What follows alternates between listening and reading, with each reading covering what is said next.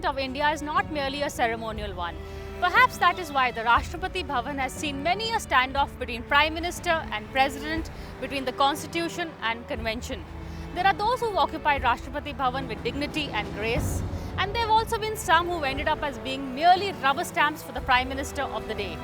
So this week in Cover Story, we are going to be taking a look at some of the personalities who have occupied the highest office in India, that of the President. Do swear in the name of God that I will faithfully execute the office of President of India and will to the best of my ability preserve, protect and defend the Constitution and the law, and that I will devote myself to the service and well-being of the people of India.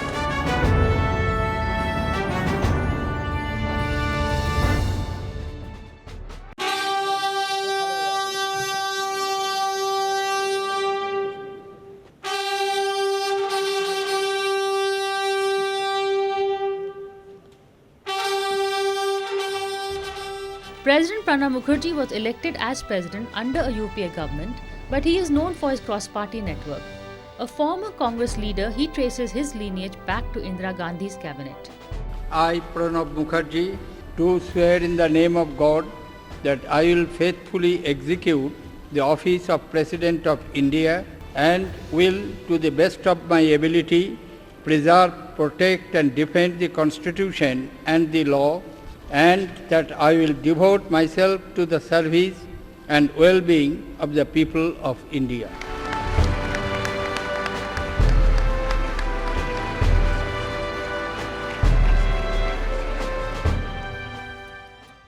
It is an open secret that Pranab Mukherjee was not Sonia Gandhi's first choice as president, but was forced by the CPM to support Mukherjee. And such is the president's charm that despite being a dyed-in-the-wool congressman, he gets along with the NDA, especially Prime Minister Modi. His paths of confrontation with the NDA government have been very few. For instance, he had no hesitation in imposing president's rule in Uttarakhand and Arunachal, and his speedy and stern disposal of pending mercy petitions also resonates with the Prime Minister's tough stand.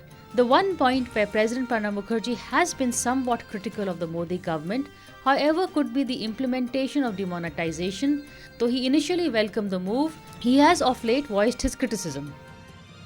Demonetization, while immobilizing black money and fighting corruption, may lead to a temporary slowdown of the economy. The government must be extra careful to alleviate the suffering of the poor. Demonetization, while immobilizing black money and fighting corruption, may have led to temporary slowdown of economic activity. As more and more transactions become cashless, it will improve the transparency of the economy. But is this more a note of caution than criticism? And with his term ending this year, it is to be seen if the NDA renews his lease for Rashtrapati Bhavan or else endorses a candidate of his choice. They called him the people's president for a reason. India's missile man was no politician, yet APJ Abdul Kalam's blunt, no-nonsense approach gave him a certain political edge as he occupied Rashtrapati Bhavan with both grace and dignity. He was president from 2002 to 2007, sworn in during an NDA government with Atal Bihari Vajpayee as Prime Minister, and stayed on to swear in a Congress government in 2004. He was almost an accidental president. The BJP's choice for the job was PC Alexander. When the Congress vetoed it after promises had been made to Dr. Alexander, Brijesh Mishra and Natwar Singh of the Congress met and came up with a compromise candidate in the form of the then Vice President Krishan Kant. When the RSS vetoed that, they had to hurriedly find a replacement, and Kalam's name was suggested by Chandrababu Naidu, and he was strongly supported by Amar Singh and Mulayam Singh Yadav, who he had known when Mulayam was Defence Minister. In his autobiography, Turning Points, late President Abdul Kalam writes about a hot summer evening in June 2002 when he got a call from then Prime Minister Atal Bihari Vajpayee. At that time, President Kalam was teaching at the Anna University in Chennai, and when he returned to his rooms from class in the evening, he was told that someone had been trying to reach him all day. On the other side of the line was Prime Minister Atal Bihari Vajpayee. And all Vajpayee really had to say to him was one thing: I will only take yes for an answer, I will not take no, and you have to give me an answer today. President Kalam asked for 2 hours to consider, and finally he said yes, but he also had one condition. He said, my choice should be a consensual one. President Kalam was very unconventional, and when he actually won election against Lakshmi Sahgal, so Pramod Mahajan, who was his election agent, went to him and said that, sir, what is the auspicious date on which you would like to conduct swearing in? So President Kalam said, look, I'm a man of science, I know physics. As far as I know, the sun moves on its axis, earth rotates, and moon has its thing. So all days are same. They are not. They don't have any significance or insignificance. All days are same. His time in office had its share of political flashpoints. For instance, Abdul Kalam did not approve of the decision to impose governor's rule in Bihar in 2005, and later revealed in his memoirs that he had even contemplated resigning at the time. He also sent by UPA's Office of Profit Bill for reconsideration when he realized it was only designed to protect MPs such as Sonia Gandhi, who was then both NAC chairperson and a MP. As a result, she had to resign both posts and contest a by-election. He turned out to be a politician among politicians. I can give you several examples. For instance, when he took over as president, he immediately wanted to visit Gujarat. That was the time Roy had taken place and Godhra and all that. And Vajpayee, Prime Minister Vajpayee was quite apprehensive, and Vajpayee ji said, please don't go. The Home Ministry officials told him that, you will be boycotted, there will be cold reception and all. But Kalam was very sure-footed. He said, no, I will go, and he went. And then the entire Prime Minister Modi, he was that time Chief Minister of Gujarat, he was present with his cabinet, took him around. Modi and President Kalam that time got along very well. Actually, it's a little known story, but the only time there was a conflict between Kalam and the Vajpayee government was when elections were announced. Kalam said to Vajpayee that during this period, do you think it's right for you to continue in office? Perhaps we should have some kind of caretaker regime. And Vajpayee said, no, this is how it's always been. This is what the Constitution says. And Arun Jaitley was sent to Kalam to explain the constitutional position, because Arun Jaitley, of course, is one of our leading constitutional lawyers, was a member of that cabinet. He may even have been law minister for all I remember. So after that, Kalam, I think, saw the point and a conflict was averted. Other than that, Kalam was not the sort of chap who objected too much. But the political hot potato was really what happened in 2004. For if you recall, after the elections, the Congress became the single largest party, and conventional wisdom had Sonia Gandhi staking her claim for the top job.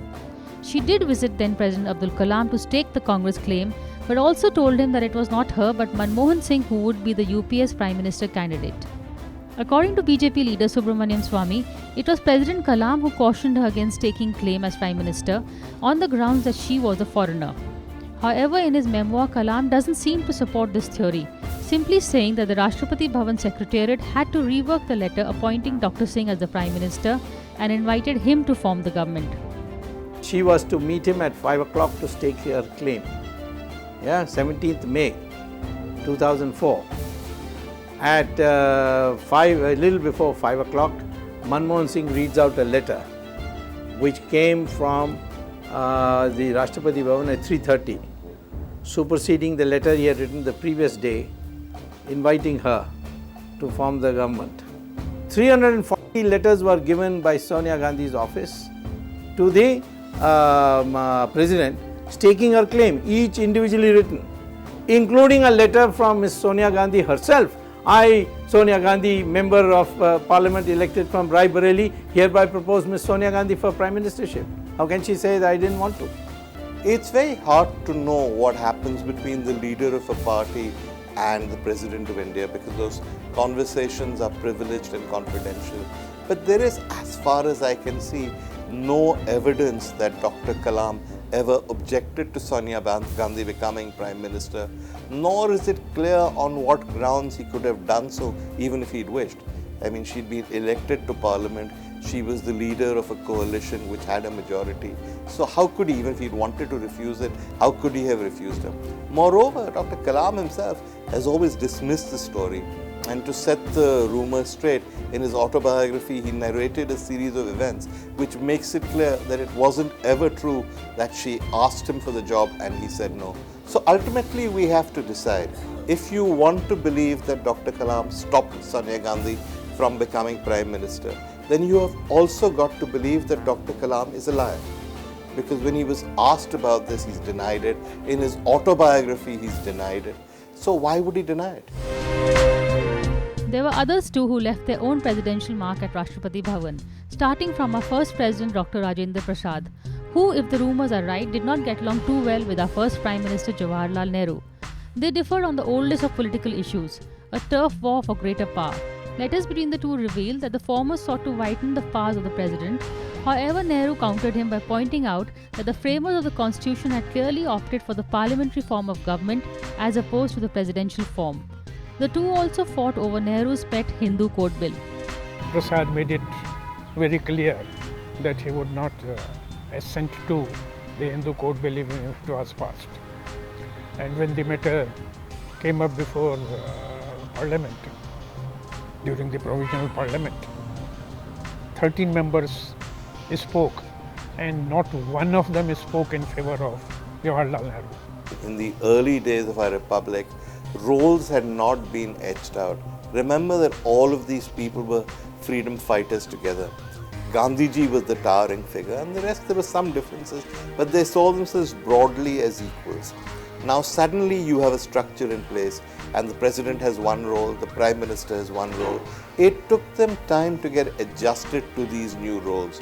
And I think some kind of conflict therefore was almost inevitable in that situation. There was correspondence between the two. It started with Rajendra Prasad delivering a lecture at the Indian Law Institute, where he asserted that the constitution does not anywhere say that the president will be bound by the advice of Council of Ministers. The constitution, as we know, even now says that all executive power of the union shall be vested in the president and shall be exercised by him either directly or through officers subordinate to him. Even now that is the position. But by an amendment subsequently, as you know, it was added that he shall act in accordance with that advice. During Rajendra Prasad time, that amendment had not been made, and he made that point. The differences between Nehru and Prasad were more academic than political and never really degenerated to a public bickering spat. I think Nehru and Rajendra Prasad had very bad relations. There were the relations of equals. It is said that Nehru actually wanted Rajgopalachari to be the President of India, and Dr. Rajendra Prasad, Rajendra Babu as we call him, he was a man of very strong likes and dislikes. He was a slightly right-wing. They had very famous differences over Hindu Code Bill. Nehru was actually a kind of a very towering figure. He wanted to have he actually worked out, how flag is to be respected, what should be the dress code in government employees, and how the president should conduct himself when he goes abroad. When Nehru was abroad, he didn't even know. So President Rajendra Prasad took a decision and got the cabinet approval to grant Bharat Ratna to Nehru. Unfortunately, there were some presidents who were not so feisty and ended up becoming a rubber stamp to the Prime Minister of the time. The foremost that comes to mind, of course, is Fakhruddin Ali Ahmed, who signed Indira Gandhi's controversial emergency proclamation at midnight. Mr. Siddharth Shankar Ray went to see Mr. Fakhruddin Ali Ahmed, convinced Mrs. Gandhi, showed her the constitution that emergency can be declared. When she went to Rashtrapati Bhavan to meet the President, Mr. Fakhruddin Ali Ahmed, I was there, but I was of course in the second room. Yeah. But at the last minute, I was called in and told that Navan will bring the ordinance, draft ordinance for you to sign. At about the ordinance was drafted by Mr. Siddharth Shankar Ray, and it was Brahmanand Reddy was the Home Minister. He was briefed about it. And Mrs. Gandhi raised the question whether they should be discussed in the cabinet meeting or not. Even Siddharth Shankar Ray went to the extent of suggesting that cabinet consists of Prime Minister and even one minister. So it was pretty much a minister ordering a Babu to do something, except in this case there were two Babus, Dhawan and Fakhruddin Ali Ahmed. and Mrs. Gandhi was the minister. I personally believe that as President of India, if something so unthinkable to our democracy was going to happen, the least you could have done was, I'm sending this back, I will not sign it, I want the cabinet to meet, I want them to come back to me, I want them to explain why they're doing it. I think it's a matter of shame for India that he didn't do that. And then there was Gyani Zail Singh, who made the notorious comment that he was ready to sweep the floor if his leader, that is Indira Gandhi, asked him to do so. Perhaps he was so grateful that she had chosen him for the top job. Of all the bad things that Indira Gandhi did to India, perhaps the most idiotic and cruel joke she played on the country was the choice of Gyani Zail Singh as President of India. Gyani Zail Singh was a Punjab politician who she made Home Minister. Again, people said, are you nuts? This guy can't be Home Minister. He then gave an interview in which he said, Sanjay is my renuma. At that stage, Sanjay had no official position in the government. So this was pretty humiliating and embarrassing. But obviously, Mrs. Gandhi liked this kind of chamchagiri because she chose this guy to be President of India. And having been made President of India, he gave an interview in which he was asked, how do you feel about being President? And he said, in the manner of a loyal sweeper, which is what he called himself, all I care is what my leader wants. She wants me to be President, I'll be President. If she had wanted me to pick up a broom and sweep the floor, I would have swept the floor. Now, if you can imagine just the stupidity of that statement and the sheer creepiness and the sycophancy of it, you have some idea of what Zail Singh's presidency was like. Zail Singh, however, changed colour later when Indira's son Rajiv became Prime Minister. At the time, the rapport between Rashtrapati Bhavan and Racecourse Road hit an all-time low. The Prime Minister's men even accused the President of plotting to oust Rajiv. Perhaps it was the anti-Sikh riots that followed Indira's assassination, but it was clear that Gyani did not have the same psychophone outlook towards Rajiv as he did for his mother. In fact, he even used his veto powers to scuttle Rajiv's postal amendment bill by refusing to sign it. Indira Gandhi used to call on Zail Singh. Rajiv Gandhi stopped that practice, it seems. So there was a communication gap between the two. But then when Mrs. Gandhi died after her assassination, it was believed that Zail Singh would perhaps not administer the oath of office to Rajiv Gandhi. But it is reported that Zail Singh said, I owe it to Mrs. Gandhi and I will administer the oath of office. Rajiv had complete contempt for Zail Singh. Zail Singh knew that Rajiv had contempt for him. It was not just normal contempt, it was also the contempt that at that stage the English-speaking middle class had for this time-serving chamcha, sycophant type figure who wanted to be a sweeper but had become president instead. And so relations were never going to be smooth. Zail Singh wanted a second term. Rajiv, who was appalled at the idea this guy was there in the first place, said no question of giving you a second term. Rajiv's choice was Shankar Anand. Zail Singh then protested and began plotting against Rajiv. Well, we need to take a short break, but don't go away because we're going to come back and continue taking a nostalgic and a somewhat analytical look at the office of the President of India.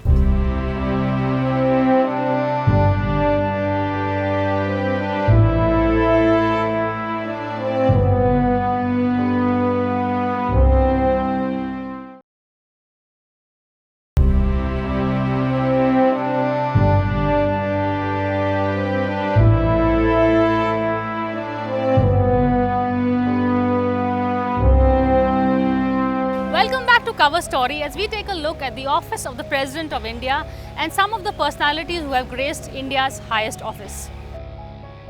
Perhaps Sonia Gandhi learnt a lesson from her husband's turf war with Zail Singh, for when she got a chance to send a nominee to Rashtrapati Bhavan, she went in for pliable candidates. Her first choice was the trusted mentor Shivraj Patil, who had taught her parliamentary politics when she was a first-time MP. But when the left refused to support Shivraj Patil, his ardent devotion to Satya Sai Baba apparently did not go down well with the comrades. Sonia was forced to do a rethink. At the time too, current President Pranab Mukherjee was an option. He had the left support. But instead, Sonia clearly preferred the more malleable Pratibha Patil. She chose Pratibha Patil, who was so grateful at this unexpected tryst with high office that she carried her servitude to Rashtrapati Bhavan as well. Sonia Gandhi's first preference was Shivraj Patil. Shivraj Patil had got his suits staged In fact, there was a peacock out dancing outside his house. He took it as a good omen. So he was all ready to be the next President of India. Now what happened, the left started protesting. They said that he's got right-wing leanings and he's a Sai Baba supporter and lot of things. They expressed reservations. Then they actually became quite desperate because names were proposed and shot down, and Sonia and Manmohan in that coordination committee meeting, they were just sitting and just listening to everyone. Then it was Mr. Bardhan, A.B. Bardhan, who suggested Pratibha Patil's name. He said, I know, very good name and that will be acceptable to all UPA constituents. And Mr. Sharad Pawar seconded it. Others like K.R. Narayanan also deserve mention, for he presided at Rashtrapati Bhavan during a rather unstable period in India's democracy, which saw 2 successive general elections in 2 years. He was in office from 1997 to 2002, and realizing the unstable nature of the electoral verdict, set in a precedent. Until then, the practice was to invite the leader of the single largest party or a pre-election coalition to form the government. But Narayanan realized that this is not the most stable option, as is what happened with the Vajpayee government in 1996, which lasted only 13 days. So when Vajpayee once again staked claim in 1998, he asked him to furnish letters of support before inviting him. And he did, while selecting the Prime Minister, I think he did not go very much by the constitutional position or by the conventions. And he did something which became, I think, a bad precedent of asking for letters of support and members going to him and that kind of thing. I think that is, personally, I think, is a very ugly thing to do for selecting the Prime Minister. President Narayanan was right, and this is Narayanan precedence is even now applicable in state governments and all, when there is a kind of, so it did check some kind of horse trading or so, though some scholars feel that should not have been President's domain. This asking for proof of support before swearing in a new Prime Minister set a precedent. It is also to President Narayanan that Sonia Gandhi made her now infamous claim of having 272 MPs in 1999. She could not follow it through, leading to another general election. That the President came out to the forecourt to receive Sonia Gandhi when she visited created its own controversy. The wrap-up in Sonia and Narayanan is interesting, but Narayanan, as you know, was our first Dalit president. And there had always been opposition to him, he said, from the Brahmins within the Congress establishment. For instance, when he became vice president, he was not Narasimha Rao's choice. Narasimha Rao wanted to make Dr. Alexander sort of the perpetual bridesmaid but never the bride in these matters vice president. It didn't go through because Sonia Gandhi and the rest of the Congress objected and said, we want somebody who's a Dalit to get that position. So Narasimha Rao gave in with very bad grace and they never really got along. And then there is the curious story of the President who could have been Prime Minister but turned down the job. Shankar Dayal Sharma was Vice President of India when Rajiv Gandhi died. Nobody knew who would succeed Rajiv Gandhi because by then it was clear in 1991 that the Congress would form the government. Mrs. Gandhi, that's Sonia Gandhi, was advised by P.N. Haksar, who was Mrs. Indira Gandhi's old great advisor, to offer the job to Shankar Dayal Sharma. So Aruna, Asaf Ali and Natwar Singh went to Shankar Dayal Sharma, who was then Vice President of India, and said, sir, the party believes you should be our candidate for Prime Minister, which was as good as saying the party believes you should be Prime Minister. He turned them down. He said, I have no interest in being Prime Minister of India. And they were gobsmacked. Nobody's ever turned down the Prime Minister of India when it's offered to them on a platter. So by the time he became President of India, he knew that no matter which Prime Minister he dealt with, this was a job he turned down. Well, there you have it. As you can see, as with any other office, the office of the President of India also depends a lot on the personalities who grace it. There have been some who made us proud, and there have been others who make us wonder. But from us, that's all this week. Thank you for watching this edition of Cover Story, and we'll see you again same time next week.